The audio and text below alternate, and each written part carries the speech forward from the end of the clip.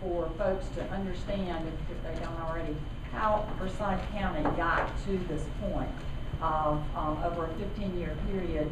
We were 91st in spending by county per vehicular mile traveled, and we were 95th on a per capita basis of all the 100 counties in North Carolina. Forsyth is in a DOT division that has 4 other counties, and for better or for worse, we've got I-85 running the length of 2 of those counties.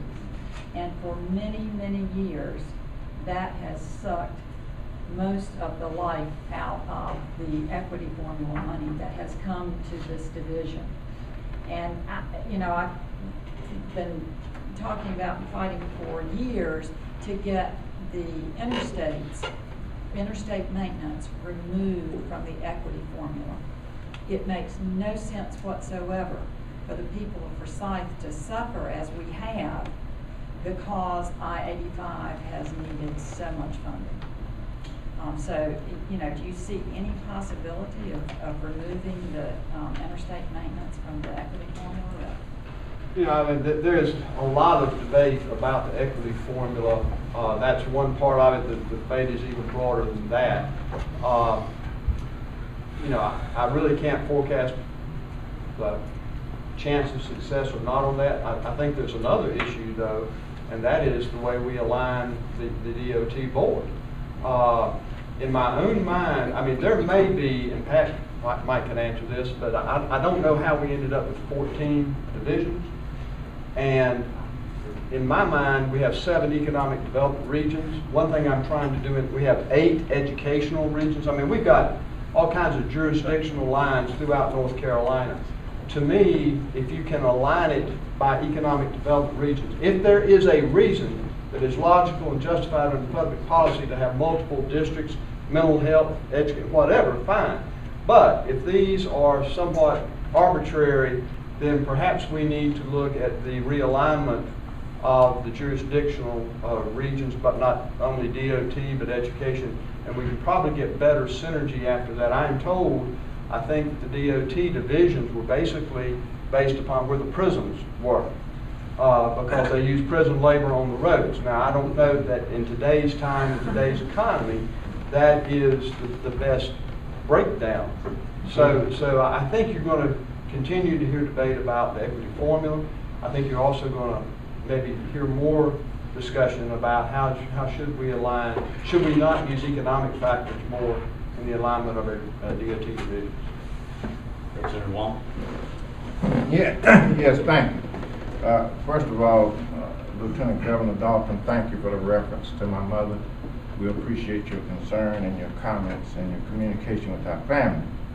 But I want to look at what Jerry was saying during his presentation specifically about the 3 C's. And being a legislator, I'm wondering what can we as legislators, you got 4 of them here, Representative Parman, and Representative McGee, and Representative Farwell, and myself.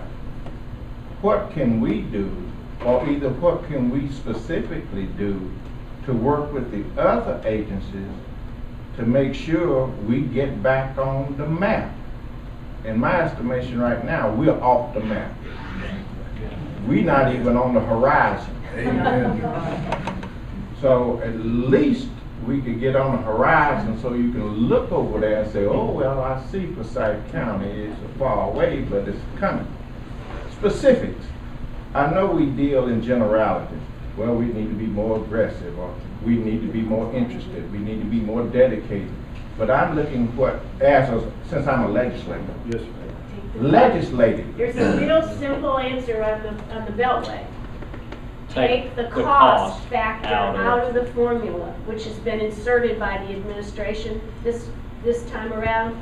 If you take the cost factor out, our Beltway ranks number 3 in terms of economic benefit to the community. But when you put the cost factor in, it's the most expensive project because we haven't built any of it, and it takes us to the bottom of the list.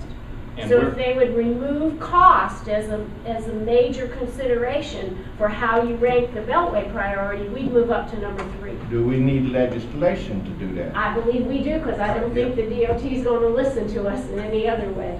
And we've looked around the nation and talked to everybody that's involved in transportation policy that we could.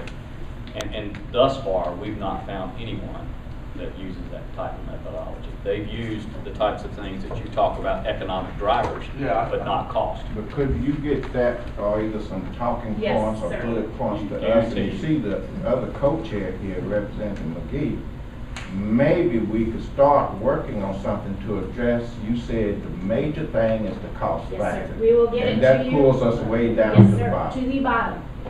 Yes, sir. We will It's get it. already prepared. Yes. Yes, I We'll do. go Thank you, back ma'am. to January. Is there any other questions? I thought I saw a couple of other hands out here. Chris? This task force, Just do you one. think they will bring up action in the next assembly? I would anticipate that you will see some legislation surrounding some governance issues, particularly with GTP and the ports.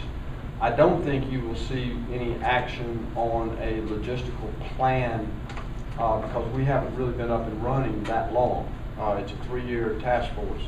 It's possible that you will see some specific recommendations that would require legislation. I don't know how much of our recommendations actually would require legislation other than just reporting to the governor and see what they may want to do through DOT. We do know there's some governance issues that probably will come to the long session, and there may be some other things that apply. Peggy? Walter, there are a couple of conversations that have gone in the past about our tax structure in North Carolina. And clearly, if money is an issue on highways, it is for any other number of state priorities. Are we going to take a look in our state? Is there a strategic plan to begin evaluating our state tax structure? It's clearly old. Yeah. And it's based on a manufacturing economy that we don't really have anymore. Would that not be a solution? Can you update us on that? Yeah, I can. It's a very good question. I will say the logistics task force, we are really not looking at funding issues as much as just getting the plan, and then let's see what we can do to fund it after that. There have been several task forces. In fact, Tom Ross, who just was named president of the university system, co-chaired one of those. There have been myriad recommendations and proposals to broaden the tax base. There's like other states tax up to like 50-something different entities or sectors. We only tax 9 when you look at sales tax. So we've been a manufacturing economy. Manufacturing used to be 35 to 38% of our economy. Now it's down to 12 to 15%, which is really consistent with other states. We've always heavy in manufacturing. Economy has shifted, so well has shifted the tax structure. It's easily said, you talk about let's broaden the base. In fact, the North Carolina Senate had a proposal broadening the base and lowering the tax rate for everybody on the corporate rate. And but then everybody's for that, and then you say, okay, now we're going to tax this service or that service. Oh, who you talking about me? Time out. And we have had studies over the last 8 years that recommend that broadening of the base. I honestly do not see something coming forward that will wholesale. Florida tried that. They did a wholesale broaden the base. It was so controversial. Within 9 months, they came back into special session. They repealed every bit of what they had done, and I think took a step back. I think you will see some evolution of the tax base over a period of time. I think you will see some broadening, but I think it will be gradual. That's my own opinion. Others do not share that opinion. I think certain things, and you may disagree with this, but certain things that technology has changed are obvious. Like, I grew up at the time that a 45 record had a big hole in it, and you paid sales tax on that. Now kids and adults are downloading music, so technology took that tax base away. To me, I'm not offended to tax that downloading of music because that's just the way technology has changed our tax base. And it's going to take money to do any of this. I mean, people need to understand, and sometimes you have to spend money to make money, and, you know, moving goods and freight rapidly is money, if you're going to compete in the 21st century economy. It's a great question. It's certainly out there. We have had 2 or 3 studies. Jim Hyler, I think, was co-chair of one too. There have been recommendation after recommendation. The Senate did recommend that lowering of the rate, but it didn't get through the Senate as far as that goes. I mean, it was just too much controversy about it. I think over time you will see some evolution of it. We got time for one more. Representative McGee, I think you had your hand up. The map looks to me as if the objective person looking at it sees a lot of transportation issues and a focal point colored in green. What is the most objective look that we have taken at the transportation issues in the state, other than by people appointed to a commission from within areas in the state? Well, you know, truthfully, I think DOT and Secretary of Economy have a pretty good handle on where the needs are. You know, I understand the concerns about the cost basis analysis, and I would agree. I mean, that's like saying you ought to invest in a penny stock because it's cheap and not into a solid stock that's going to pay a good dividend in the future. That's the way I look at that. But I think there's a pretty good knowledge of that. The George List study was a pretty doggone good study out of NC State of, you know, a comprehensive look at where we are in North Carolina and where we need to go. And that one of the reasons we have the logistics task force is that was kind of the foundation in the beginning, but he recommended that we needed to do further studies, so that's kind of what we're doing. But the big challenge is, I mean, the vision is going to be a big challenge, and then the bigger challenge is how do you bring that vision to fruition, and that's going to take money.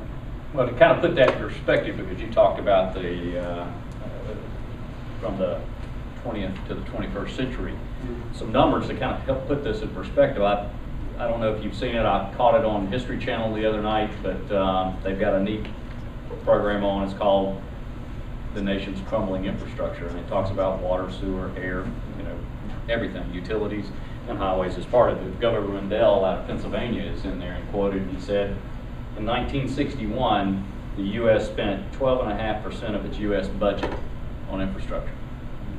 Today, we're spending 2.5%. That gives you an idea of the hole, as Jerry says. You quit digging. China is currently spending 9%. So that kind of puts you in perspective to where that new economy is. Let's give Lieutenant Governor